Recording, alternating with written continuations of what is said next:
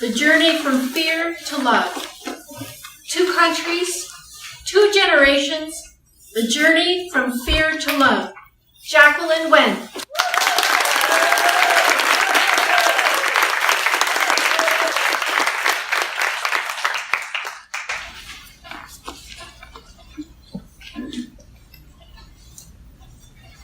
The decision was overpowering, soul-piercing, injecting pain and fear. But Oprah Winfrey said, "I believe that every single event in life happens as an opportunity to choose love over fear." Madam Toastmaster, fellow Toastmaster, ladies and gentlemen, let me tell you my story.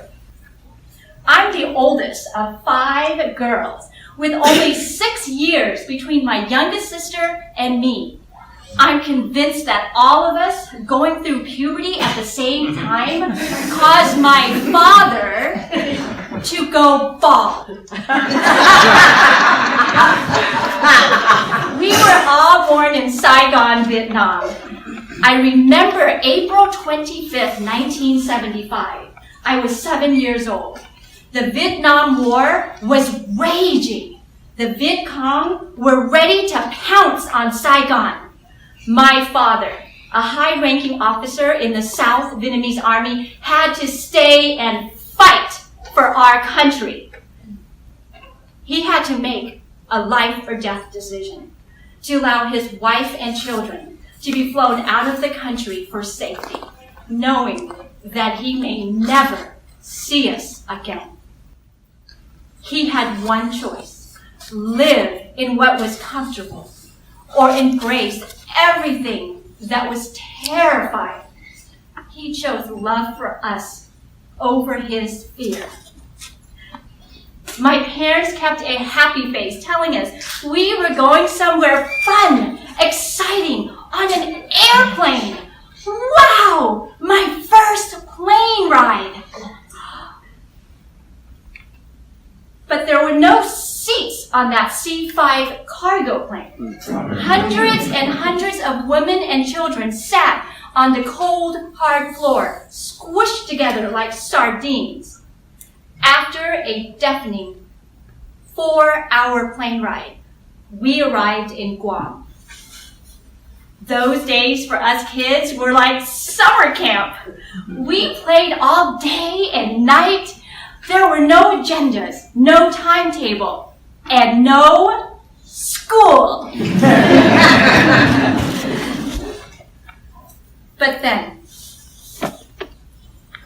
on April 30th, 1975, I heard the sound of women's heart breaking, blood-curdling screams, because over that loudspeaker came word that South Vietnam had been overthrown by the communist regime.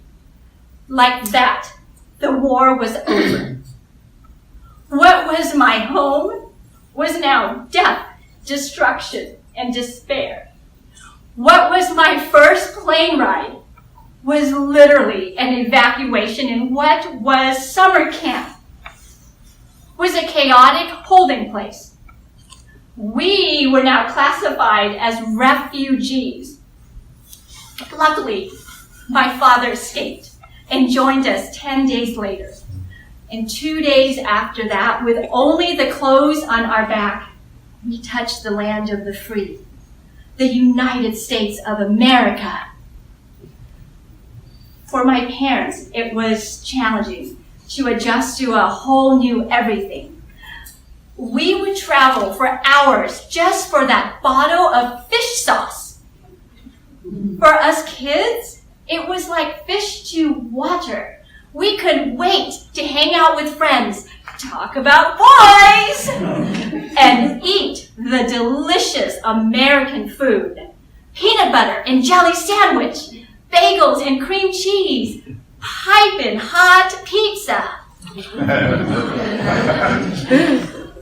We were oblivious to our parents' struggle to overcome fear, to leave Vietnam, start a whole new life for us here.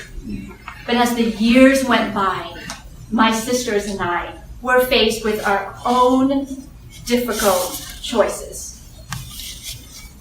In 2009, I found myself in an abusive marriage that was sucking the life out of me.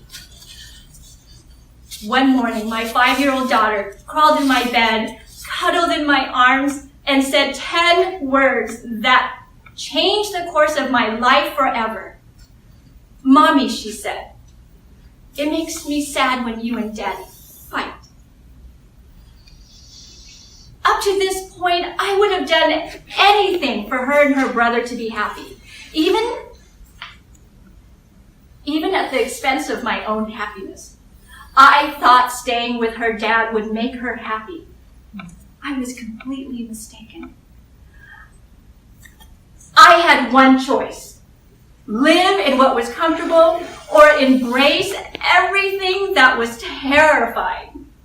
And in my heart, I could feel my father's struggle to choose love for us over his fear. I knew what I had to do. And like him, I chose love over fear. I immediately filed for divorce and moved the 3 of us out. I worked with several coaches to reduce my victim energy, fear, insecurities, and self-doubt. My coaches helped me find a balance emotionally, mentally, and spiritually. I leverage those difficult experiences as opportunities for growth and to be an instrumental role model for my children, clients, and the community. Although fear is capable of overpowering love, it is choice that makes a difference, because we can choose love. All can be summed up in Mahatma Gandhi's words: "Where there is love, there is life."